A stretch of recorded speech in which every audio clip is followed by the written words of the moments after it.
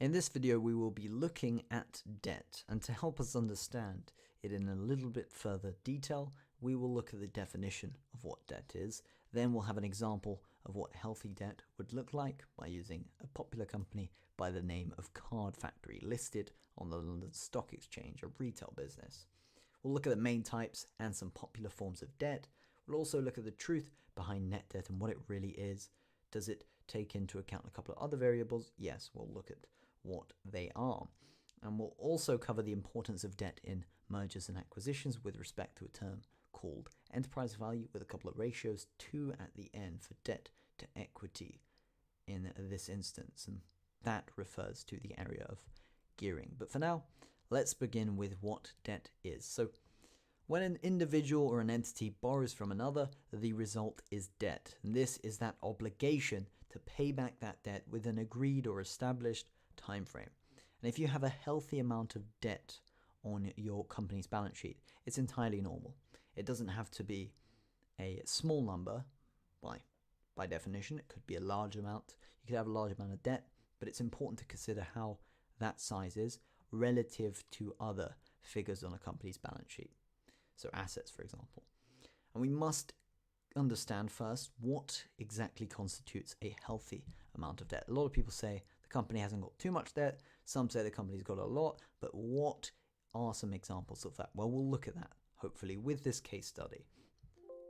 So Card Factory, they are a retail business. They sell anything from Christmas cards to birthday cards, you name it, they probably sell it. But the important thing for this video is that Card Factory are listed on the London Stock Exchange. And so we've pulled up an excerpt of their balance sheet with 2020's data, 2019's data, and 2018's data for our case study. We've got a couple highlights too, and we're going to make some observations. The first being the borrowings figure. You've got current liabilities, borrowings figures that aren't really important for this bit, as they're not significant as a proportion of all the other figures on the balance sheet, but the non-current liabilities side of borrowings is important to look at, because over the years they've been quite stable. 149.6 million in 2018, 143.7 million in 2019, and 144 in terms of millions of pounds in 2020. That shows that debt is manageable, there's a bit of stability, and it quote-unquote may be healthy, as we like to use that term. The trend here of net assets is also important. You can see we've highlighted that. In 2018, £209.9 million. 2019, 220.1 million. That improved. And in 2020, it improved again to 221.5 million pounds. That's a positive sign. And if we look at lease liabilities too, we can see them on non-current side. That has reduced a little bit over the years, but we also look at the side of current liabilities. They've reduced, which is also important. But the reason why I say but is that we must compare these to peers, so similar retail businesses. Card Factory's business model is quite niche, so it might be difficult to get certainty on that lease liabilities comparison, but you should look at some peers in, say, general retail, in the business of just selling products, mid-range or whatever. That involves paying leases to get some more certainty on if this is an issue or not. So in Card Factory's situation, we've looked at the debt. We should probably look at the income statement to have a bit of understanding with regards to their profitability. So let's get a couple of highlights too. Revenue seems to be all good, improving. Finance expenses seem to be quite stable from a first look. We'll dive into these a little bit afterwards. And profit for the year figure seems to be all right. It hasn't improved, but it's a nice figure. So let's use some of our observations that we've noted down. So the cost of the debt is what the finance expense is. To service your debt, you have to pay interest, and that's what's assumed under a finance expense, plus the one-off fees to take up the debt. Those are your finance expenses. So that figure across 2019 and 2020 has remained very low versus the overall profit figures. Yes, you could look there, but you could also look at the operating profit figures or loss figures. In this case, a profit, 73.6 million in 2020 versus an 8.4 million finance expense, which then gets you your profit before tax. You take away tax, then you have your final profit figure. The same in 2019, 76.9 million, 8.7 million of that has to be taken away as a finance expense. That's not too shabby. So we wouldn't normally see this as a red flag. With most businesses, it's important to look at how much their debt costs to service. And if they were to take any additional borrowings because the firm had good borrowings before, assuming that they translate to higher revenues and thus higher profitability in this case, the debt would be healthy. If you borrow more money and it makes more money on top of that for the business, if you have manageable debt, it's a great thing to do because you can make more money as a business in that process. And a conclusion with this case study is that Card Factory seems to be holding enough debt to continue delivering humble profits. It seems that the low borrowings figure can be explained by the established nature of the business, and that, for us, constitutes a healthy debt position. So let's now look at some of the main types of debt. You've got secured and unsecured debt. These terms, really all you've got to know about them is that, as the word says, secured. Secured debt has collateral behind it. You've got to put something up as a form of protection. And by doing so, say if you're borrowing something and you're borrowing on property, and if you can't pay that loan back, they come and take your property off you. By doing so, you're likely to get lower rates of interest on that loan. But with unsecured debt, you don't have any collateral. It's zero collateral. You don't need to back it up with any assets. So in this principle, it looks like you'll be paying a lot higher in terms of interest rates. So remember, secured debt, lower rates, has collateral. Unsecured debt, higher rates, doesn't have collateral. That's why. Now with revolving debt, this can be seen through revolving credit facilities. If you've ever come across the term RCF or RCFs, then this is that. So they can be either secured or unsecured. And an example of this would maybe be seen through credit cards. So they provide a form of revolving credit. If you need some money instantly, you're going to pay it back within 30, 60 or 90 days. Then you will instantly use that revolving credit facility to make sure that your business isn't disturbed. And mortgages as well. This is interesting in a business format because people would think properties, mortgages, all sorts of stuff. But actually, on a business's side, mortgages are expenses shown in the income statement due to the non-operational nature of the interest charge. So property for business office use, storage facilities and storefront retail would be examples shown on the income statement, and the interest charge would be shown under an expense there. And a popular form of debt we could look at probably three here. We've got financial covenants. These are quite popular. If you hear a business breaching their covenants, lenders in that case are able to demand payment, so the business has to sell assets and essentially break down. Lenders have that ability to recall those existing obligations, and so the business would have to pay it back if those terms are breached.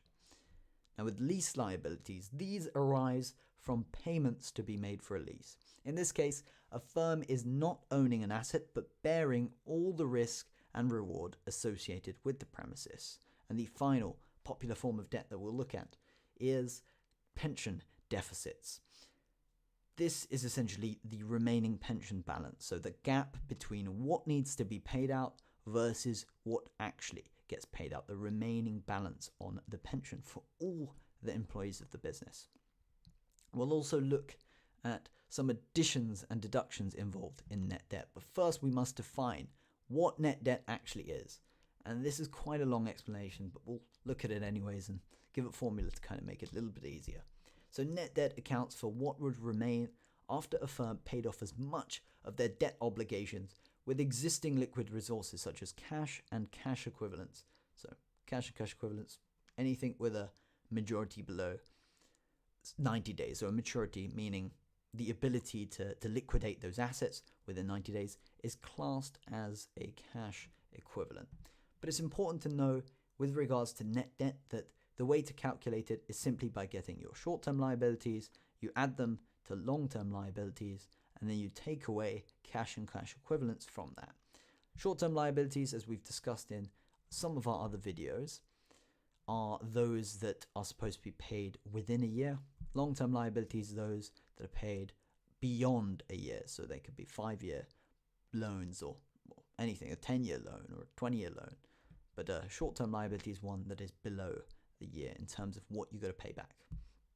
So to calculate net debt, you'll get your short-term liabilities, you'll add your long-term liabilities with that to get your total debt essentially, and you will take away the cash and cash equivalents figure.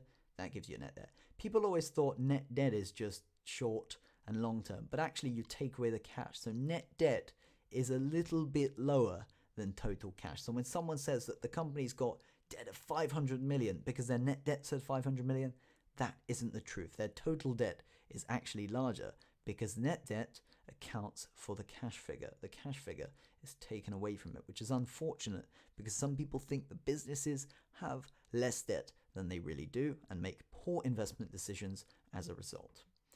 So using that net debt figure, we can see if a company has a lot of cash or debt, then ask ourselves why that debt is proportionally large or small relative to cash and vice versa. So if a business, as we said, has a fair amount of debt, let's just use that 500 million of debt.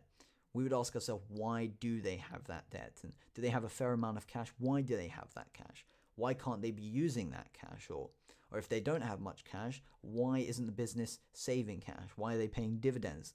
All of these questions come to your mind. It's not a simple thing of net debt is high and therefore good, or net debt is low and therefore good. Sometimes high net debt means that you're probably taking a lot more risks and you're likely to make a fair amount if things go well. Cineworld, as an example in the past, was taking on billions in debt, but in the good times, their business was very profitable. As a result of the whole COVID situation right now, probably not so much, but that obviously was very unlucky for them.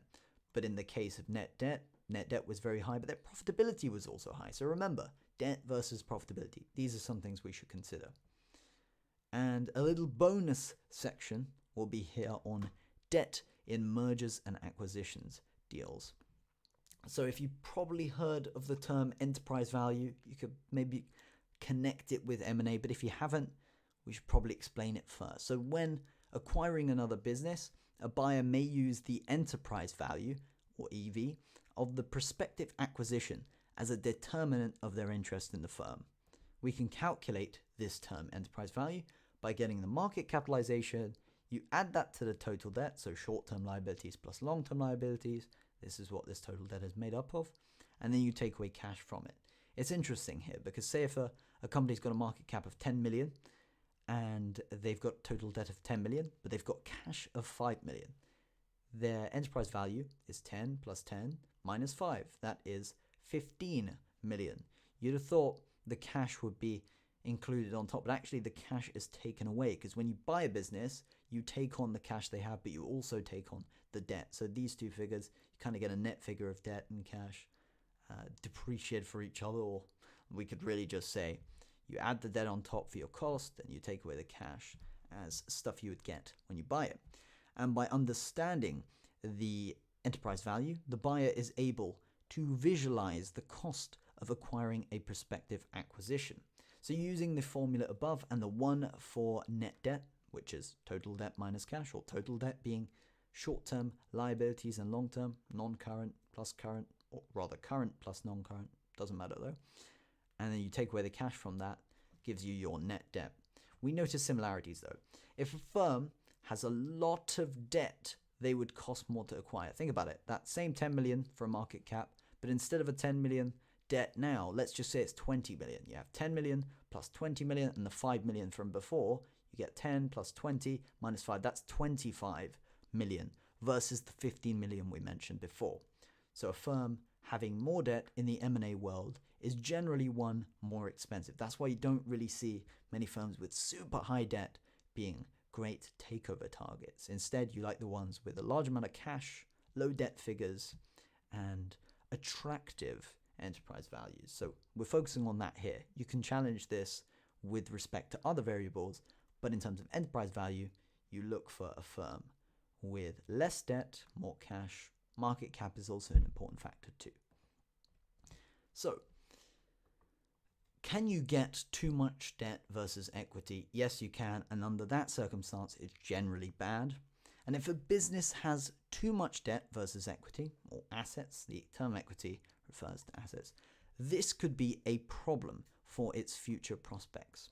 So to calculate the debt to equity ratio, you would use these formulas that will just pop below. You've got the debt to equity ratio equals total debt divided by shareholder equity. You're probably wondering, what is shareholder equity? Well, we have a separate video on it, but instead of watching that now, just remember the shareholder equity accounts for assets minus liabilities, whatever's left over by taking away liabilities from your assets figure. Assets, so current plus non-current, and liabilities, current plus non-current as well. You add them up, you get that total, and whatever's left over is your shareholder equity. And you get your total debt, which is obviously all your liabilities added up, and you divide that by the shareholder equity to get your debt to equity ratio. So let's get a brief example. So let's say the company A, has £10 million in assets and £5 million in liabilities or total debt.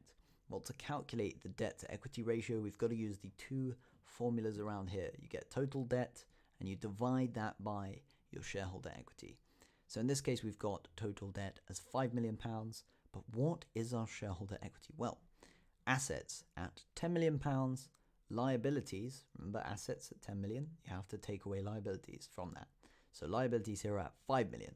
So 10 minus 5 equals 5, and that fills the bottom level. So 5 million over 5 million, as we get in this bit here, is 1. So the debt to equity ratio is 1 in this case.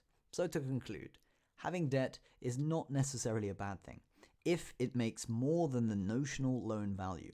So if you borrow a set amount of money, you'd expect to make more than the amount you're borrowing. So if you borrow £10 million, you look, or rather should look, to make more than £10 million from it to have it worth your while.